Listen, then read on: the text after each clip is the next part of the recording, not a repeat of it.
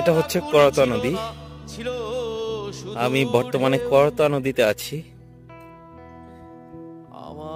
এই নদীটা আমাদের অনেক ক্ষতি করেছে, কারণ এই নদীতে আমাদের 21 বিঘা জমি পড়ে আছে।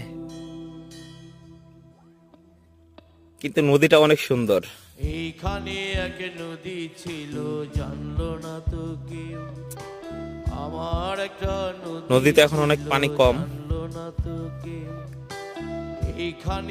পানিতে নিচের বালি দেখা যাচ্ছে। আমি যেখানে দাঁড়িয়ে আছি এখানে সর্বোচ্চ 1 হাঁটু পানি হবে, আর ওই পারে অনেক বেশি পানি গভীরতা আছে। কিন্তু আমি যেখানে আছি এখানে থেকে অনেক দূর পর্যন্ত, প্রায় অর্ধেক নদী পর্যন্ত 1 হাঁটু পানি।